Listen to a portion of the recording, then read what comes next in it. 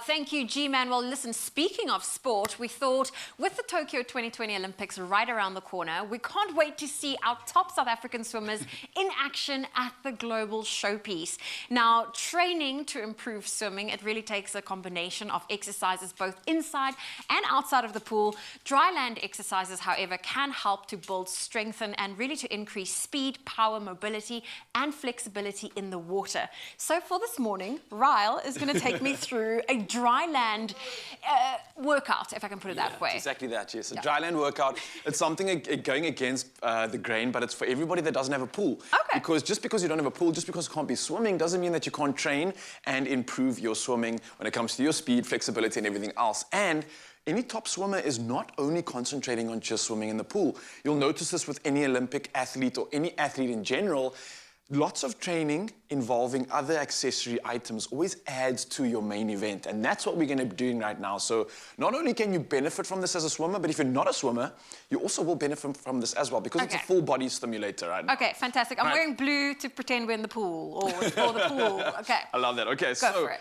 Crazy concept is the following: the fact that you need a core for swimming, right? Although you're floating, you still need to utilize your core, and that's what we're going to do now. So straight on the ground, just to start off with, I've got 5 exercises which are going to stimulate the entire body, and it works on your strength. So a nice, good core workout is a basic plank, and this is something that you guys can do at home. It's very easy, making sure you have a neutral spine. You want to try hold this for 30 seconds to a minute, depending on your strength range, and it's a great way to kind of just check in with yourself and see, hey, how's my core doing today? Is it holding me up? Am I starting to shake after like 10 seconds and I'm about to fail? You can always check in with this exercise. It's a great one to start the day. Once you're done with that, we can start getting a little bit more active and start working our way through to other parts of the body that actually help with swimming. Now, crazy enough, believe it or not, your legs are so important when it comes to swimming. Okay. It's not just paddling. So we're going to work on that right now. This is a lateral lunge.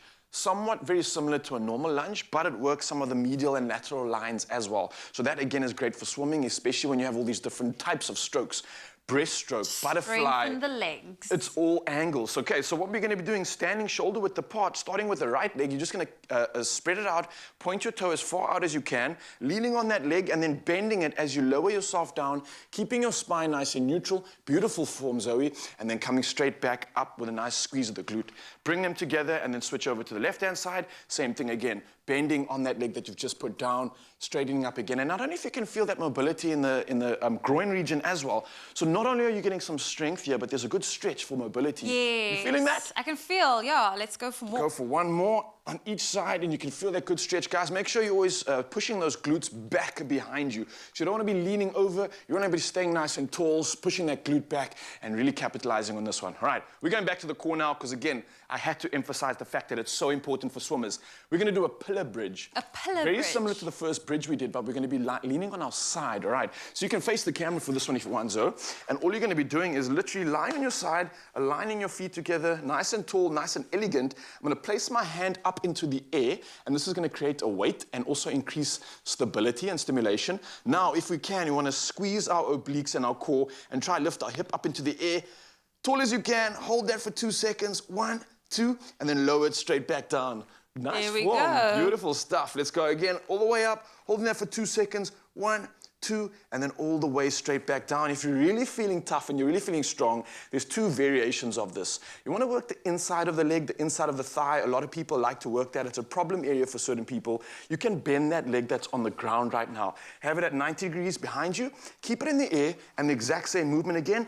Lifting our body in the air. Now you'll feel the inside of this leg really, really working. And then the same thing that you can do with the opposite leg. So you can keep this one in the air, keep your left leg on the ground, and now do a star while lifting up. And that's going to work the glute, the glute med as well as the side of the leg and the ITB. A great strength workout. But you're doing well. I'm very, very impressed. Thank you. I've been working on the core strength. All right, so this is now where we get a little bit more active. So we've worked the core. Yeah. We're showing the fact that legs are quite important when it comes to strength, but we also want some intensity. Yes. And again, when we want to nail the quads and the glute at the same time, we can add a ballistic movement to that.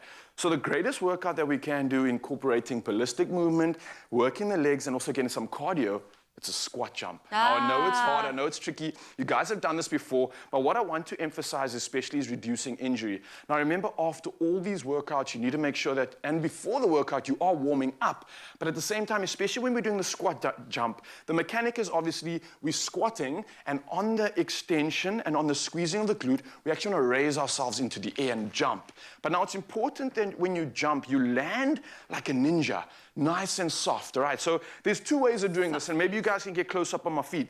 So the no-no is landing and just going, bah, landing straight on your heels, flat on your feet, all right? That's a You no-no. don't want to do this. There's too much impact on the joints. You want to land with your toes first, then the heel, then the calf, and using your glute at the same time. Beautiful form. Yeah. So from that squat, jumping up, land like a ninja, nice and soft. You don't want to hear that landing when you're going down. That means your muscles and your tendons are supporting the load and eccentrically lowering your body, giving you an incredible lower body and leg stimulation. And of course, a good sweat on top of that too.